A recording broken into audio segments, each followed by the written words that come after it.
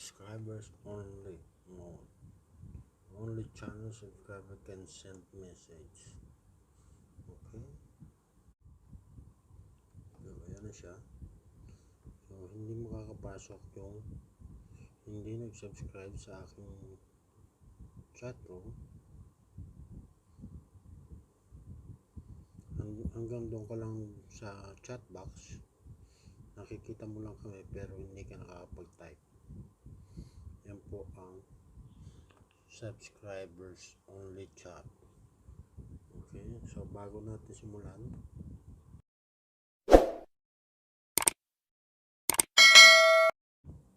kailangan magbukas muna tayo ng Google.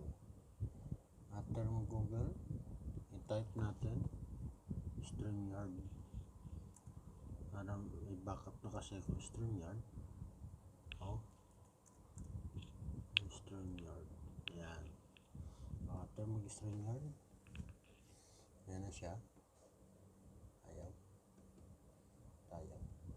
Enter na pala. Ayan. Kung makikita nyo, kailangan nyo mag-login sa StreamYard. So, login tayo. Meron tayong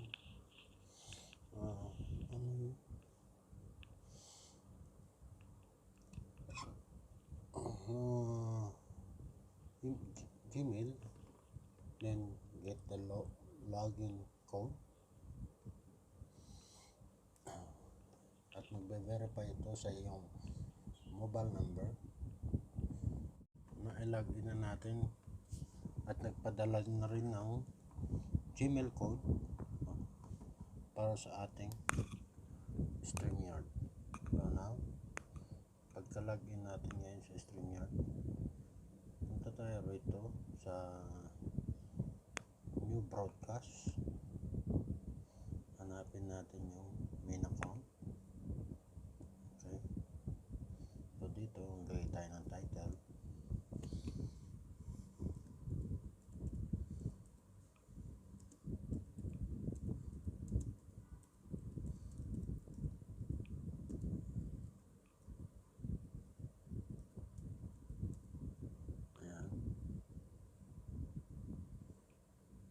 Tapos dito sa description, lagyan natin ang setup subscriber only.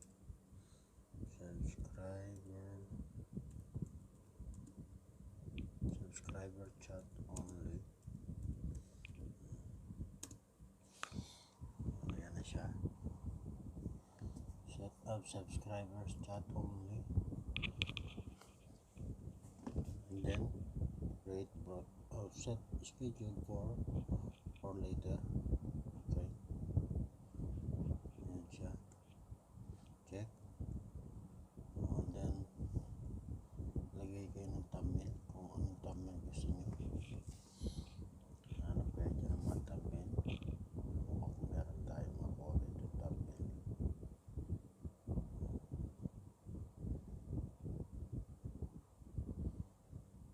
Kahit ano na lang. Let's say ito.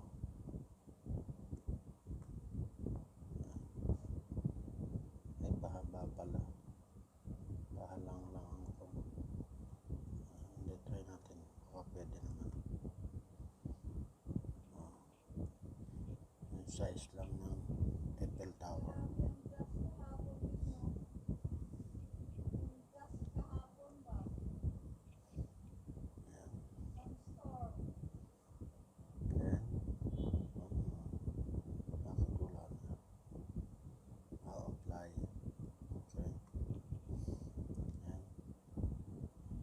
Set natin ng 12. Let's set 2. Ay, wala na. 12, 15 only. Okay. Then create broadcast.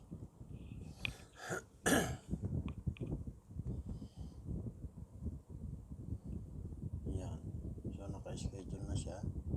Okay. Tapos ngayon, punta tayo sa YouTube.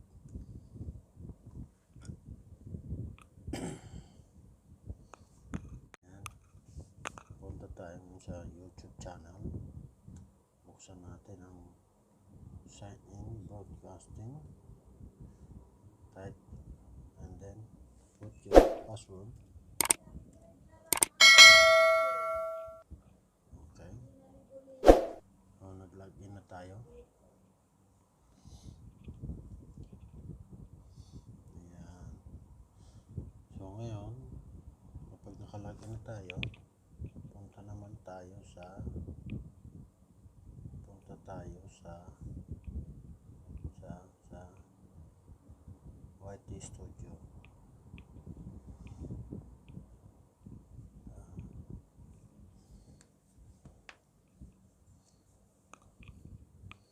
Yan siya. So, pagkakuha natin sa YT Studio, punta tayo sa content and live.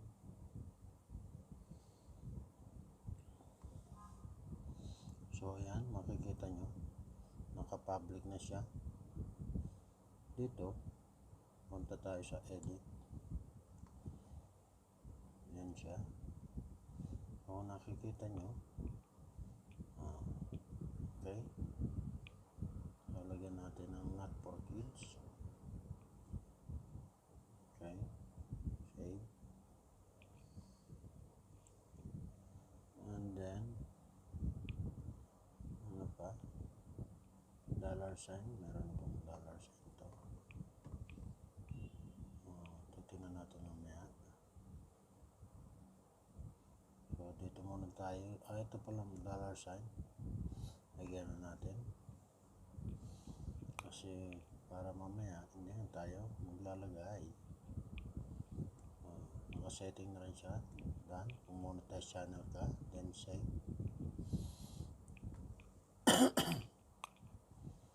Excuse me.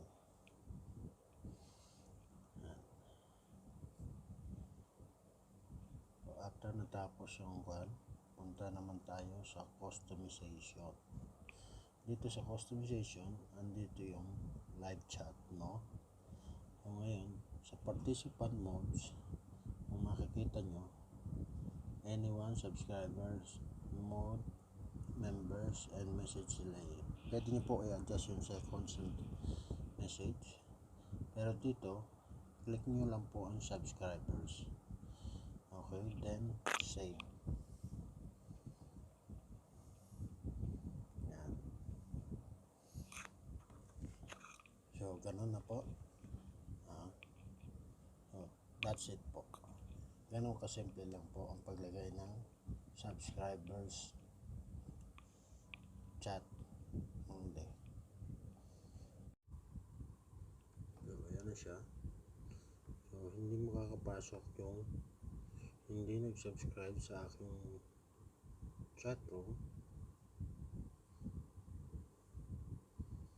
Hanggang doon ka lang sa chat box. Nakikita mo lang kami pero hindi ka nakakapag-type. Yan po ang subscribers only chat. Okay, so bago natin simulan,